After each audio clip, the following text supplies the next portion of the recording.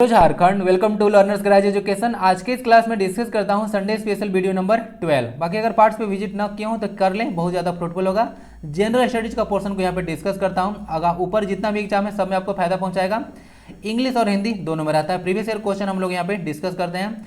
ये जो इमोजी आपको देखने को मिल रहा है यहाँ पे क्यों लगाया गया है, इसका रीजन है कि 17 ऑफ जो जुलाई है वर्ल्ड इमोजी डे मनाया जाता है। ओके, इसीलिए यहाँ पे लगाया हुआ है। और ए इमोजी क्यों लगाया गया, क्योंकि ये सबसे ज़्यादा प्रयोग में लाया जाने वाला इमोजी है।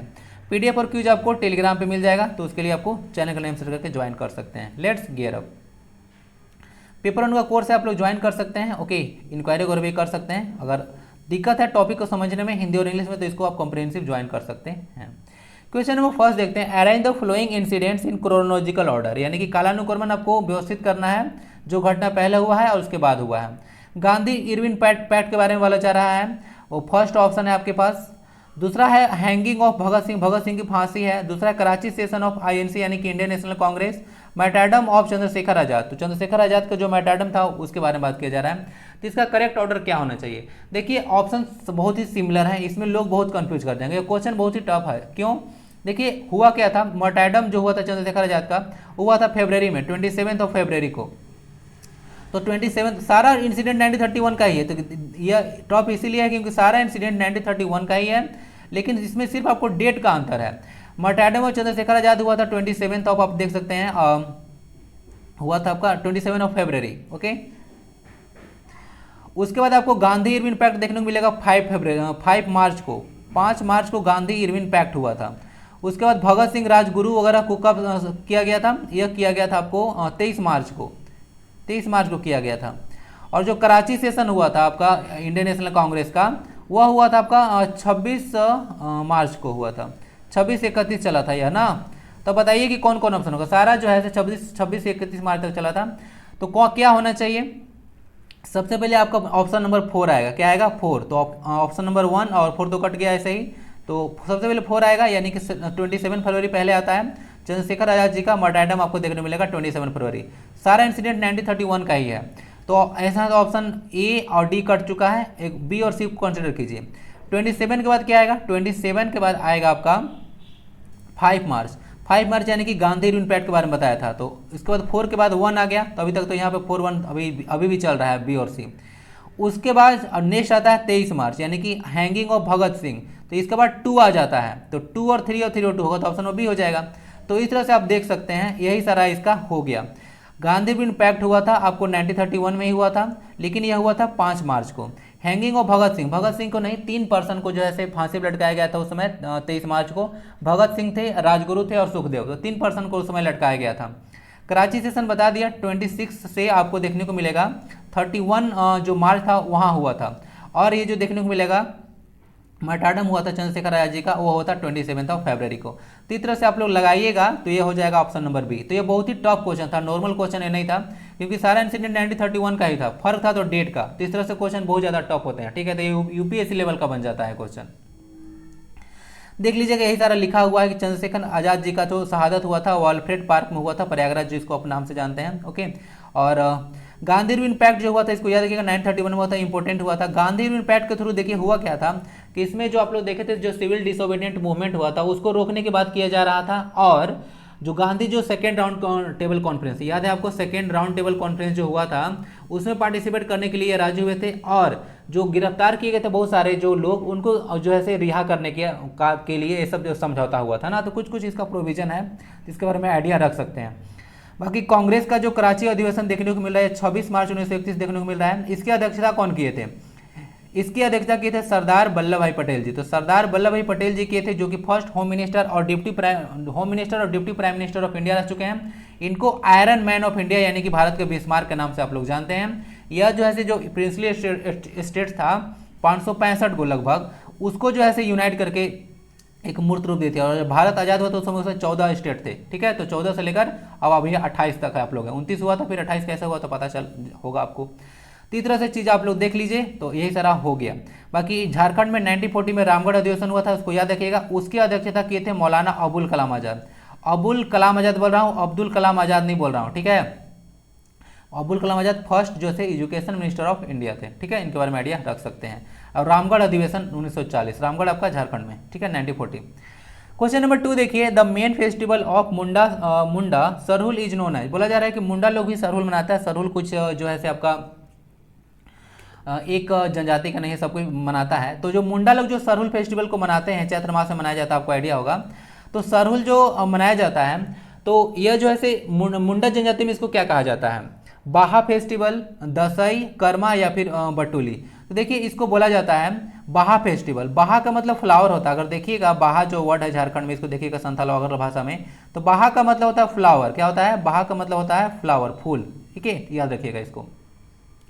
बाकी ये सरहुल में साल वृक्ष की पूजा किया जाता है ना, साल वृक्ष की पूजा किया जाता है, चैत्र मास में इसको किया जाता है, ठीक है। और साल तो आपका झारखंड का स्टेट ट्री भी है ना, स्टेट ट्री। स्टेट आपका जो है से फ्लावर कौन हो जाता है, पलास का फूल होता है ना, परास जिसको आप बोलते हैं, ठीक है। चलिए सिंबल और तो थोड़ा सा पता रखिएगा, छोटे छोटे क्वेश्चन ऐसे दे सकते हैं फंसाने के लिए, ओके। तो इसको बाहा फेस्टिवल के नाम से जानते हैं आप लोग मुंडा को ना, तो मुंडा जो सरहुल होता है उसको आप लोग बाहा फेस्टिवल के नाम से जानते हैं, ठीक है। चलिए याद रख लीजिएगा। जो यहाँ पे साल वृक्ष की पूजा होता है ना, साल वृक्ष का जो साइंटिफिक नेम है, बोटनिकल नेम होगा, साइंटिफिक नेम तो बोल नहीं सकते हैं, जीव जंतु नहीं है। तो इसका जो बोटनिकल नेम वगैरह जो होता है ना, वह क्या होता है, ये जो होता है सोरिया रोबस्टा होता है। क्या होता है, सोरिया रोबस्टा, SHORA रोबस्टा, ROBUSTA। तो इसका याद रख लीजिएगा, ठीक है। बॉटनिकल नेम सोरिया रोबस्टा होता है, साल वृक्ष का, ठीक है। चलते हैं क्वेश्चन नंबर नेक्स्ट पे। अच्छा देख लीजिए यहाँ पे, Munda is the third largest tribe of Jharkhand. Jharkhand में जो मुंडा जनजाति है वह तीसरी सबसे बड़ी जनजाति है आफ्टर संथाल एंड ओरांव। तो ओरांव और संथाल के बाद तीसरी सबसे बड़ी जनजाति है। संथाल झारखंड में सबसे ज्यादा है, 34% जो है संथाल लोग हैं, ठीक है। तो इसके बारे में आइडिया आप लोग रख सकते हैं, ठीक है। आंसर हो गया आपका ये, जो कि आपको बता दिया था, ओके ना। बाहा फेस्टिवल के नाम से भी जाना जाता है सरहुल को। बाकी सारे डेटा को याद रखिएगा, इंपॉर्टेंट है। नेक्स्ट चलते हैं question number 3, which is the leading producer of petroleum. बोला जा रहा है इंडिया में, बोला जा रहा है, यहाँ पे देख सकते हैं स्टेट इंडिया है, तो कॉमन सेंस के बेसिस पे भी हो जाएगा। पेट्रोलियम का सबसे बड़ा उत्पादक कौन है, आसाम, गुजरात, राजस्थान या तमिलनाडु। तो देखिए यहाँ पे देखने को मिलेगा आपको, जो सबसे ज़्यादा जो प्रोडक्ट प्रोड्यूस करता है पेट्रोलियम को, वह स्टेट आपको राजस्थान देखने को मिलेगा। देखिए सब डेटा अगर पुराना देखिएगा ना, तो आपको गुजरात वगैरह भी देखने को मिल सकता है। टाइम टू टाइम जो है थोड़ा सा चेंज होते रहता है, ओके। तो देखिएगा तो राजस्थान जो है पेट्रोलियम प्रोडक्ट का जो है अभी लार्जेस्ट जो है प्रोड्यूसर है, इसके बारे में आइडिया रखिएगा। पहले गुजरात वगैरह था, तो आज टाइम टू टाइम चेंज होता रहता है। जैसे मैं बताया था कि पहले झारखंड जो था कोयला का सबसे ज़्यादा उत्पादन करता था, लेकिन अभी छत्तीसगढ़ टॉप पे है, ओके। तो टाइम टू टाइम चेंज होता रहता है। अभी झारखंड सेकंड स्थान पे है, कोयला का भंडार सबसे ज़्यादा है आपका। ओवरऑल अगर मिनरल देखिएगा पूरा इंडिया का, तो 40% मिनरल तो आपका झारखंड में ही है। लेकिन कोल का भी जो है लार्जेस्ट जो भंडार है यहाँ पे देखने को मिलता है, ठीक है। कोयला लगभग यहाँ पे आपको कितना बताया था, लगभग 28%। तो लगभग 28% यहाँ पे देखने को मिला कोयला यहाँ पे है, लेकिन यहाँ पे ज़्यादा अभी प्रोडक्शन नहीं हो रहा। अभी छत्तीसगढ़ टॉप पे चल रहा है, तो ये सब होते रहता है। तो यह राजस्थान अभी चल रहा है, इसके बारे में आइडिया आप लोग रख सकते हैं। दूसरा है गुजरात वगैरह, ओके। तो इसके बारे में आप लोग आइडिया रहना चाहिए। पेट्रोलियम वगैरह देखिएगा वर्ल्ड में, थोड़ा सा बता देता हूँ कि वर्ल्ड में अगर पेट्रोलियम अभी देखिएगा सबसे ज़्यादा उत्पादन करता है, याद रख लीजिएगा। USA सबसे ज़्यादा उत्पादन कर रहा है अभी ना। USA जो है अभी लीडिंग प्रोड्यूसर है तेल का, पेट्रोलियम वगैरह, क्रूड ऑयल आप लोग इसको बोलते हैं। और दूसरा में आपका आता है सऊदी अरबिया, ठीक है। तो सऊदी अरबिया याद रख सकते हैं। तो फर्स्ट और सेकंड ये हो गया वर्ल्ड में, और इंडिया में आपको हो गया राजस्थान वगैरह। तो इसके बारे में देखिएगा, तेल वगैरह जो बाहर से आप खरीद कर लाते हैं वो बैरल में लाते हैं, एक बैरल में 159 लीटर होता है ना, इसको आप लोग आइडिया रख सकते हैं। देख लीजिएगा Rajasthan is the leading producer of petroleum. देख लीजिएगा 23.29% जो है राजस्थान प्रोड्यूस करता है पेट्रोलियम का। और गुजरात जो सेकंड में आता है, थर्ड में आसाम। आसाम देखिएगा एक प्लेस है आपको देखने को मिलेगा जिसका नाम है डिगबोई। क्या नाम है इसका, नाम है डिगबोई। और भारत का सबसे पुराना तेल क्षेत्र यही है ना। और गुजरात में एक अंकलेश्वर है, क्या है, गुजरात में एक अंकलेश्वर है, वो भी फेमस है ना तेल के लिए। और महाराष्ट्र में क्या है, महाराष्ट्र में एक बॉम्बे हाई है। क्या है, बॉम्बे हाई अगर पूछेगा किसके लिए प्रसिद्ध है, तो वह जो है महाराष्ट्र में वही क्रूड ऑयल के लिए ही फेमस है ना। तो याद रख सकते हैं, राजस्थान हो गया पहले पे। आसाम में डिगबोई तेल क्षेत्र भारत का सबसे पुराना, सबसे पहले तेल यहीं पे मिला था ना, आसाम में। और गुजरात में अंकलेश्वर है, इसके बारे में आइडिया रख लीजिएगा। और बॉम्बे हाई महाराष्ट्र में है तेल क्षेत्र के लिए, तो पूछेगा क्रूड ऑयल के लिए फेमस है, ठीक है। चलिए आंसर आपका हो गया option number C. I hope कि समझ में आ चुका होगा सारा चीज़। कोई क्वेश्चन नंबर 4 देखते हैं, देखिए ध्यान से देखिएगा क्वेश्चन को, अच्छा क्वेश्चन है। Which of the following is not correctly matched, okay, इनमें से कौन जो है करेक्टली मैच नहीं है। फर्स्ट गवर्नर जो है झारखंड के प्रभात कुमार जी हैं, बोला जा रहा है, कोई दिक्कत। फर्स्ट जो सोलिसिटर जनरल हैं उनको बोला जा रहा है, सोलिसिटर जनरल मतलब होता है महाधिवक्ता, ठीक है, गवर्नमेंट वगैरह को अलग अलग चीज़ में, गवर्नमेंट का बोल सकते हैं ऑफिशियल जो होता है से मतलब बोल सकते हैं वकील होता है ये सोलिसिटर जनरल। तो इनका नाम है आपका देख सकते हैं मंगलमय बनर्जी हैं। दूसरा है फर्स्ट लोकायुक्त, झारखंड में लोकायुक्त वगैरह जो फर्स्ट थे वो लक्ष्मण उरांव जी हैं। और first chief justice of Jharkhand जैसे डॉक्टर रवि रंजन जी। और फर्स्ट मर्टायर ऑफ झारखंड है तिलका मांझी जी, ठीक है। तो बताइए कि इसमें कौन जो है करेक्टली मैच नहीं है, नहीं पूछा गया आपसे, पता चल रहा है, ध्यान लगाइए थोड़ा सा। देखिएगा जो first chief justice of Jharkhand high court थे वह जो थे रवि रंजन नहीं थे, वो आपके वीके गुप्ता जी थे। कौन थे? वीके गुप्ता जी थे first chief justice of Jharkhand high court. इसके बारे में आप लोग आइडिया रख लीजिएगा। रवि रंजन जी आपको देखने को मिल रहे हैं करेंट जो है से आपके जो है chief justice of Jharkhand high court है ना, करेंट में है अभी, प्रेजेंट में, ठीक है। फर्स्ट आपको वीके गुप्ता जी थे, ओके। और रवि रंजन जी का अपॉइंटमेंट दूसरी बार हुआ है, ओके, यह दूसरी बार बने हैं chief justice Jharkhand high court के। आपको शायद पहले भी पढ़ा चुका था इसके बारे में, तो देख लीजिए ऐसे तो क्वेश्चन। बाकी सारा है लोकायुक्त वगैरह का पोस्ट वगैरह आना जा रहा है, आपको मालूम होगा लोकायुक्त वगैरह से आंदोलन से थे।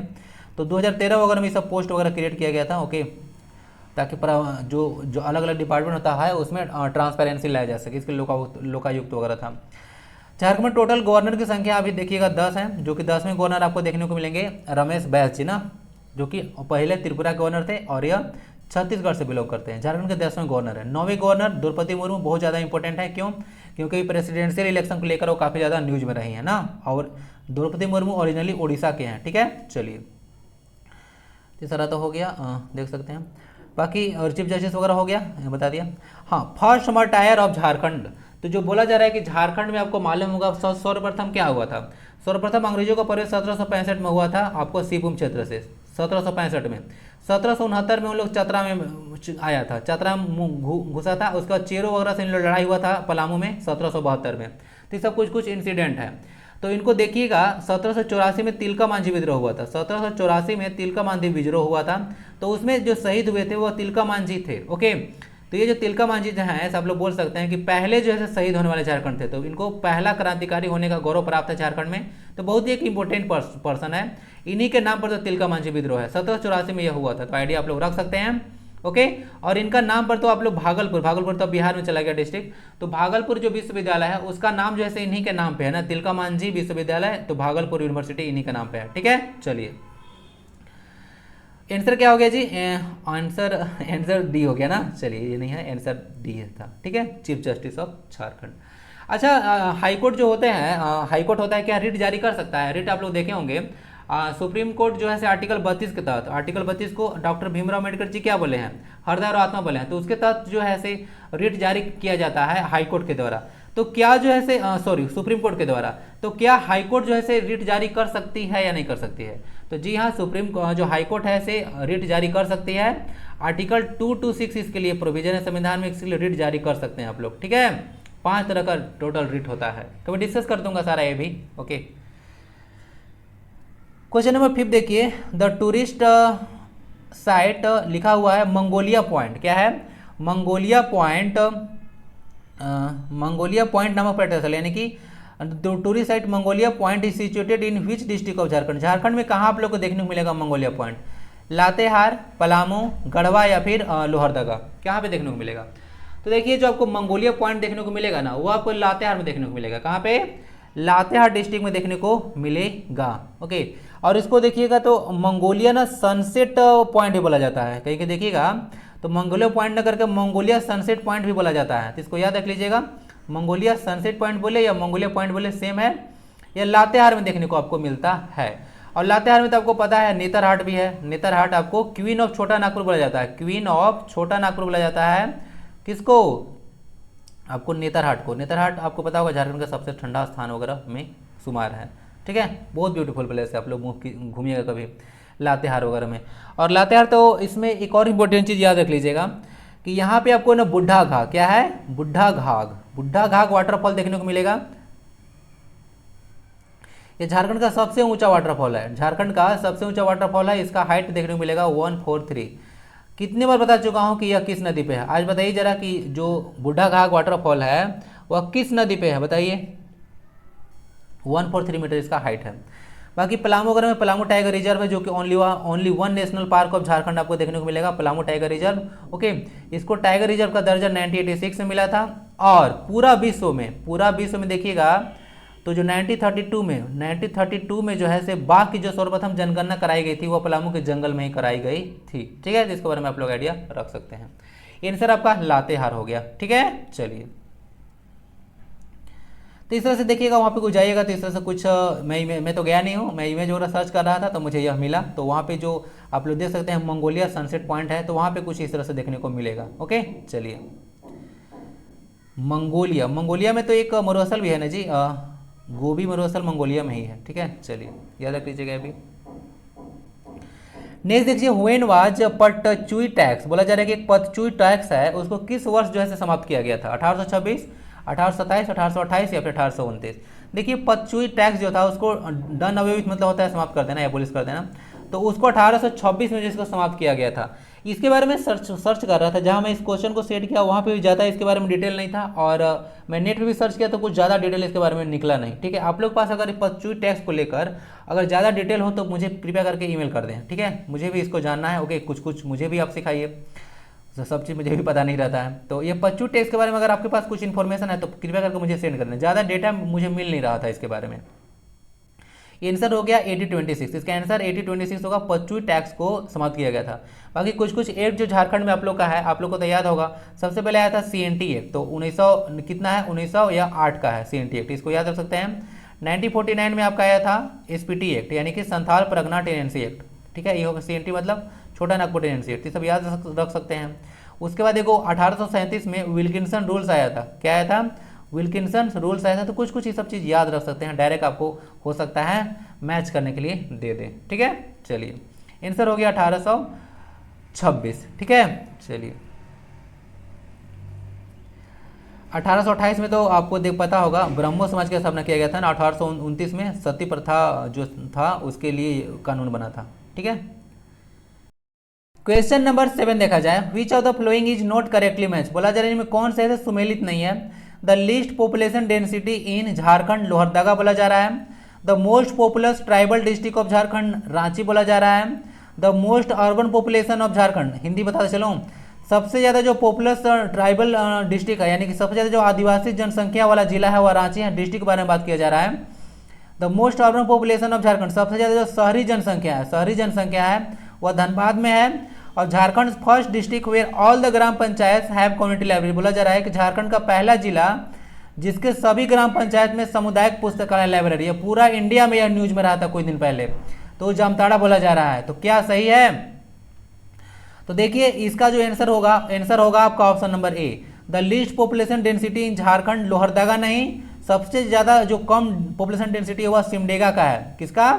सिमडेगा का है, जस्ट 159 है। देखिएगा 159 इसका पॉपुलेशन डेंसिटी है, तो इतना कम है इसका।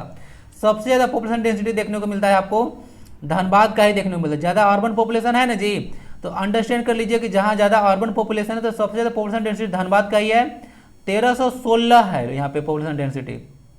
इसके बारे में आप लोग को आइडिया रखना है। ठीक है, बाकी देख लीजिए यहाँ पे सबसे ज्यादा अर्बन पॉपुलेशन आपको धनबाद में देखने को मिलेगा, जनसंख्या सबसे ज्यादा यहाँ पे है।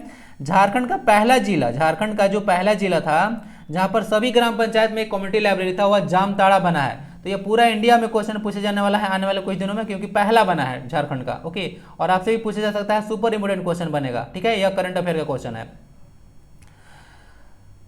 बाकी देख लिया सबसे ज्यादा जो पॉपुलेशन जो ट्राइबल डिस्ट्रिक्ट है वह रांची है। क्या है? रांची है। अब ध्यान देने योग्य बातें हैं कि 2011 का सेंसस देखिएगा जो कि भारत की 15वीं जनगणना थी, तो उसके अनुसार जो रांची है वो सबसे ज्यादा पॉपुलस डिस्ट्रिक्ट भी है। पूरा झारखंड में सबसे ज्यादा पॉपुलस जो डिस्ट्रिक्ट है वो आपका रांची ही है, और सबसे कम जहाँ पे पॉपुलेशन है वो आपका लोहरदगा है। ठीक है, तो इसको याद रखिएगा, पॉपुलेशन डेंसिटी सबसे ज्यादा कम आपका सिमडेगा में देखने को मिलेगा, न कि लोहरदगा में। ठीक है, सबसे कम जनसंख्या लोहरदगा में है, तो इसका मतलब ये नहीं है कि सबसे कम पॉपुलेशन डेंसिटी यहीं पे होगा। ठीक है, जिसके बारे में आप लोग आइडिया रख सकते हैं। बाकी पाकुड़ वगैरह में सबसे आपको पता होगा सबसे ज़्यादा लोग इलिटरेट हैं, वहाँ पे शिक्षा सबसे कम है, शिक्षा स्तर बहुत कम है पाकुड़ में। ओके, जामताड़ा वगैरह में देखिएगा सबसे कम फॉरेस्ट भी है। तो ये भी कुछ डेटा वगैरह याद रख सकते हैं। देख लीजिए the list population density in Jharkhand Simdega में है। कहाँ पे है? सिमडेगा। कितना है? 159। और 1 बैरल में 1 लीटर इतना ही तेल होता है। 1 बैरल में लाते हैं तो 159 लीटर तेल होता है। तो ऐसे भी कनेक्ट करके आप लोग याद रख लीजिएगा। ओके, चलिए हो गया। अच्छा, झारखंड का पॉपुलेशन डेंसिटी कितना है? झारखंड का पॉपुलेशन डेंसिटी देखने को मिलेगा 414 ना, 414 पॉपुलेशन डेंसिटी है। सबसे कम तो बता दिया आपका सिमडेगा कितना, 159। तो सबसे ज़्यादा किसका है? तो सबसे ज़्यादा धनबाद का है। धनबाद का 1316 के आसपास आएगा सबसे ज़्यादा पॉपुलेशन डेंसिटी। इंडिया का एवरेज देखिएगा तो अभी 382 है ना। तो कुछ कुछ आइडिया रख सकते हैं पॉपुलेशन डेंसिटी के बारे में। झारखंड का 414 है और यहाँ पे 948 यहाँ पे सेक्स रेशियो है। चाहे सेक्स रेशियो बोले चाहे चाइल्ड सेक्स रेशियो बोले, दोनों 948 ही है झारखंड में। ठीक है, नेशनल एवरेज आपका 943 है, 943।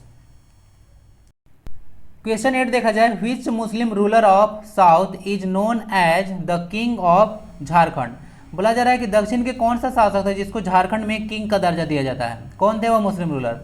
आदिल शाह द्वितीय, मीरन बहादुर, अली खान या फिर नन ऑफ दिस। इसका आपको आंसर देखने को मिलेगा आदिल शाह द्वितीय।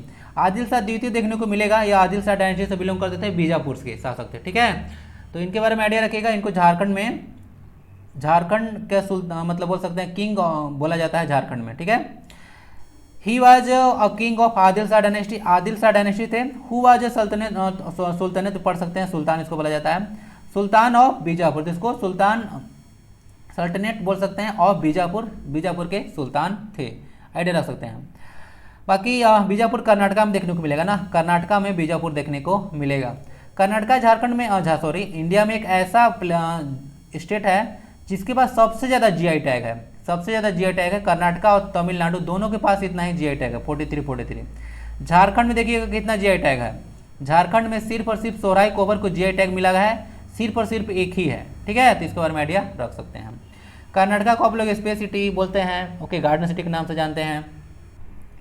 तो आदित्य L1 जो है से बेंगलोर है यहाँ पे, इसीलिए स्पेस सिटी बोला जाता है। आदित्य L1 2022 के अंत में जो है से इसको लॉन्च किया जाएगा। इसको याद रखिएगा, आदित्य L1 इस सन के लिए एक मिशन है। और देखिए मैं पहले आपको पढ़ाया था जनरल स्टडीज में कि जो इंडिया है चाइना को इन टर्म्स ऑफ पॉपुलेशन 2027 में पार करेगा। क्या करेगा? 2027 में पार करेगा। लेकिन अभी जो वर्ल्ड पॉपुलेशन डे आप लोग मनाए 11 जुलाई को, तो वहाँ पे डेटा देख नया सामने निकल कर है। अब लगभग पॉपुलेशन 8 बिलियन होने वाला है। क्या होने वाला है? 8 बिलियन पॉपुलेशन होने वाला है। तो हम लोग 2023 में नहीं, चाइना को 2023 में ही पीछे छोड़ देने वाले हैं। 27 में नहीं, 23 में ही पीछे छोड़ देंगे। तो इसके बारे में आइडिया रखिएगा। पहले मैं भी कई बार टेस्ट वगैरह में आपको दे चुका हूँ कि 27 में पास कर जाएंगे, लेकिन ये डेटा नया है। 2023 में जो है हम लोग चाइना को पास करके वर्ल्ड में सबसे ज़्यादा जनसंख्या वाला देश बन जाने वाले हैं। ठीक है, Which two tribes of Jharkhand have the similar administrative system। बोला जा रहा है कि इनमें से झारखंड में कौन सा 2 ट्राइब है जिसका लगभग जो शासन व्यवस्था देखिएगा ना, लगभग मिलता जुलता है। मुंडा और खड़िया, ओरांव और कोल, मुंडा और ओरांव, कोल और खड़िया। कौन कौन है? देखिए इसका आंसर होगा आपका मुंडा और खड़िया। मुंडा और जो खड़िया जनजाति है उनका शासन व्यवस्था जो है डिटेल में पढ़िएगा तो पता चलेगा, लगभग जो है सेम देखने को मिलता है। तो आंसर हो जाएगा मुंडा एंड खड़िया। आइए थोड़ा सा चर्चा कर देते हैं कि इन लोग का जो नाम है, जो शासन व्यवस्था, उसको क्या बोला जाता है। डायरेक्ट भी आपसे पूछ देते हैं कभी कभी। तो जो मुंडा जो शासन व्यवस्था है उसको आप लोग मुंडा मान की शासन व्यवस्था बोलते हैं। क्या बोलते हैं? मुंडा मान की शासन व्यवस्था के नाम से जानते हैं। जो खड़िया जनजाति होता है उसको आप लोग ढोकलो सोहर शासन व्यवस्था के नाम से जानते हैं। ढोकलो सोहर शासन व्यवस्था। नेक्स्ट जो संथाल जनजाति देख लीजिएगा, इसमें मांझी शासन व्यवस्था बोला जाता है संथाल जनजाति की शासन व्यवस्था को। और जो उरांव जो अब देखने को मिलता है जनजाति, उसको आप लोग पढ़ा पंचायत शासन व्यवस्था बोलते हैं। क्या बोलते हैं? पढ़ा पंचायत शासन व्यवस्था के नाम से जानते हैं। तो इस तरह से कुछ कुछ है, तो आइडिया रख सकते हैं। मुंडा और खड़िया आंसर हो गया। तो इसको आप लोग थोड़ा सा आइडिया रख लीजिएगा। बहुत आप लोग तो शासन व्यवस्था सबका पढ़ना ही है डिटेल में झारखंड का।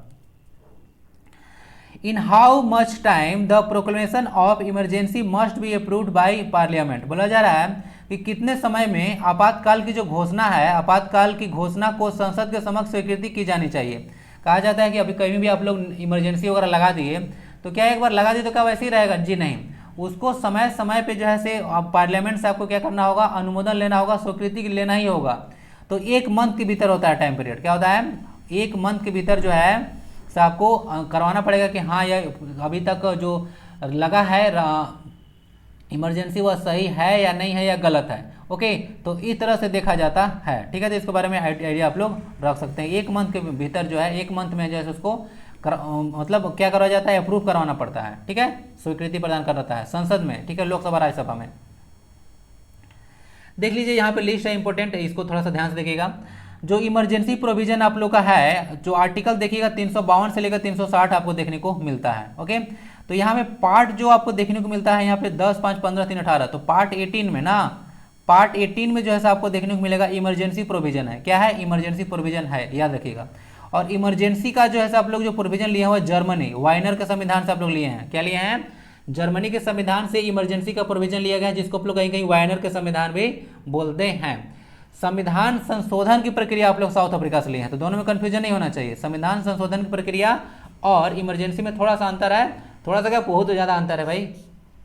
यहाँ पे संविधान संशोधन जो होता है वो आर्टिकल 368 के तहत आता है और पार्ट 20 में आता है या पार्ट 18 में है। तो ये जो साउथ अफ्रीका से लिए, दोनों में कंफ्यूजन नहीं होना चाहिए। देख लीजिएगा, आप लोग जो है 3 तरह का इमरजेंसी लगाते हैं। 3 तरह का इमरजेंसी होता है, स्टेट इमरजेंसी, और दूसरा होता है प्रेसिडेंट रूल, मतलब यही इसी को प्रेसिडेंट रूल बोलते हैं। आर्टिकल 352 के तहत आप लोग लगाते हैं। झारखंड में अब तक 3 बार जो है राष्ट्रपति शासन लग चुका है, 2009 में, 2011 में, 2013 में। ठीक है, जिसके बारे में आप लोग आइडिया रख सकते हैं। नेशनल इमरजेंसी जो है आर्टिकल 356 के तहत लगाया जाता है। आपको आइडिया होगा 1975 में 25 जून, आपको याद होगा 25 जून, अब तक मूवी भी आ रहा है कंगना रनौत का, तो उसको देखिएगा। आपका जो देखिए मूवी आपको सब नहीं देखना चाहिए, लेकिन कुछ कुछ जो हिस्टोरिकल बैकग्राउंड पे मूवी बनता है ना, उसको आप लोग जरूर देखना चाहिए। ठीक है, जैसे आप लोग जो पद्मावती है उसको आप लोग देख सकते हैं, तान्हाजी वगैरह मूवी है वो सब देख सकते हैं। तो ये सब कुछ कुछ जो हिस्टोरिकल मूवी आता है वो सब आप लोग जरूर देखिए। जैसे अभी आ रहा है आप लोग का ये जो आ रहा है इंदिरा गांधी वाला पे, तो उसको आप लोग देख सकते हैं मूवी पे, इमरजेंसी वाला। नेशनल इमरजेंसी आर्टिकल 356 के तहत लगाया जाता है और भारत में एक बार लगा है 25 जून 1975 को, 77 तक चला था। ठीक है, तो इसके बारे में आइडिया रख सकते हैं। 21 महीना तो टोटल इमरजेंसी रहा था, 21 मंथ तक। क्यों 21? आपको बताया था कि 25 जून से लेकर 25 जून 1975 से लेकर 21 मार्च 1975 तक 77 तक यह चला था। तो आप लोग को याद करने का तरीका बताया था कि 21 मंथ हो गया, तो समझ लीजिएगा कि 21 मार्च को अंत हुआ था, तो समझ लीजिएगा कि 21 मंथ तक यह चला था। इस तरह से बताया था। फाइनेंशियल इमरजेंसी जो है 360 तहत लगाया जाता है और भारत में अभी तक फाइनेंशियल इमरजेंसी नहीं लगा है। देखिए, जो नेशनल इमरजेंसी जो आप लोग भारत में लगाते हैं वह 3 तरीका से होता है। National emergency can be declared either bye, तो वार होता है कहीं भी, अगर लड़ाई झगड़ा हो जाए, एक्सटर्नल एग्रेशन हो जाए, कहीं बाहर वगैरह से आक्रमण वगैरह हो जाए, या फिर आर्म रेबेलियन हो जाए। क्या हो जाए? आर्म अगर रेबेलियन कहीं कहीं हो जाता है, तब जाके जो है इसको आप लोग कर सकते हैं कि इमरजेंसी लगा देते हैं।